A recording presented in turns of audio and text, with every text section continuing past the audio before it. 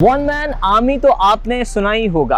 क्या आपने one man ambulance का नाम सुना है? अगर नहीं तो आज मैं आपको बताऊंगा कि वन मैन एम्बुलेंस क्या करती है। सैयद फैसल नामी ये शख्स अपनी बाइक पे ये बैनर लगा के जहां जहां पर एनिमल्स को इमदाद की ज़रूरत है, ये वन मैन एम्बुलेंस जो है वो जानवरों की तिब्बी इमदाद करती है। अगर कोई जानवर ज़ख्मी है तो उसकी भी इमदाद की जाती है, और अगर कोई जानवर भूखा है तो उसको भी ये खाना खिलाते हैं। और ये जानवरों की क्या क्या इमदाद करते हैं, आइए इनसे जानते हैं। आप देख रहे हैं मेटा न्यूज़ और मैं हूं अंजार अहमद।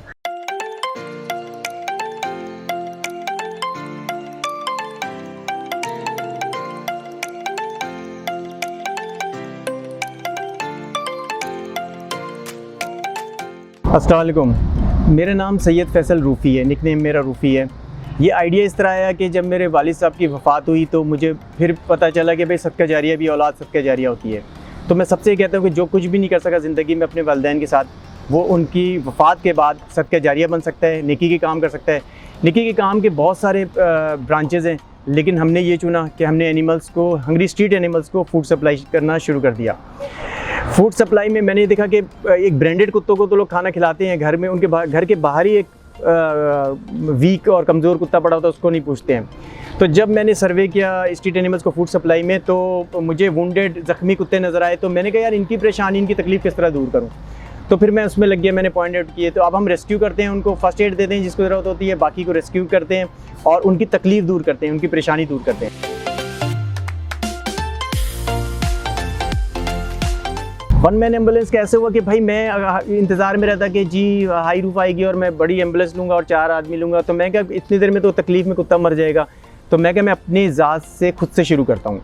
इसको सपोर्ट किया डॉटर्स ने, बेटियों ने बहुत ज़्यादा सपोर्ट किया। देखिए बहुत सारे ग्रुप हैं, मैं चाहता हूँ एक ग्रुप दुख्तर का ऐसा बने जो एनिमल्स रेस्क्यू के लिए दुख्तर बेटियों का पूरे पाकिस्तान से ग्रुप हो, जो लोग शामिल हों अपने मरहूमीन के लिए फ्री ऑफ कॉस्ट हमसे हमारे इसमें काम में शामिल हों, उनके नाम हमें दें, सदका जारिया बने। हम तो फ्री सर्विसेज करते हैं।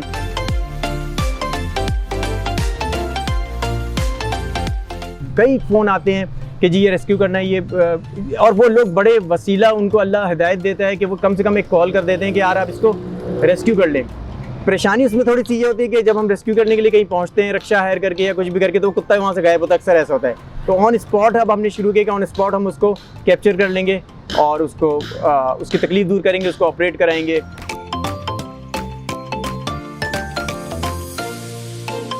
देखिए बहुत सारे जानवर मेरे पास, इसमें लुसन, गाय लुसन खाती है, वो है। कबूतर की अलग एक फीड आती है, सिर्फ बाजरा नहीं खाता कबूतर।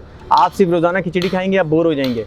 तो एक मिक्स फीड आती है जिसमें कबूतर के लिए चॉइसेस होती हैं कि क्या खाऊं क्या, तो वो मिक्स फीड में लेता हूं। कबूतरों की अलग होती है, गाय की अलग होती है। मैं तो जब निकलता हूं तो मुझे कोई कभी गधा, कभी बकरी, कभी कोई, कभी कुछ, तो इस तरह मिल जाते हैं। तो जो जिसको नीड होती है मैं वो प्रोवाइड कर देता हूँ।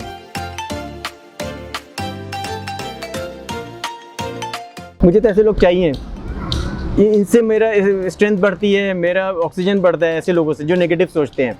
हंसते हैं, देखिए हंसते जाहिल हैं, जहालत हंसती है। जिस चीज़ का कुरान शरीफ में जिक्र हो गया, कुरान शरीफ में बेटी का जिक्र है, कुरान शरीफ में जानवर का जिक्र है, कुरान शरीफ में सदका जारिया का जिक्र है, तो मैं तो कुरान शरीफ को फॉलो कर रहा हूँ माशाल्लाह।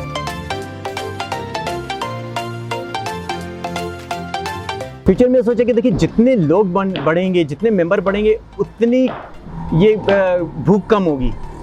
जितनी भूख कम होगी, जितने लोग बढ़ेंगे, आइडियाज़ दें अपने, हमारे मेंबर बने, तो हमें सपोर्ट मिलेगी कि आप खाना दे दें, खुद से भी खाना दे दें, तो इनकी भूख मिटेगी, इनकी तकलीफ़ मिटेगी।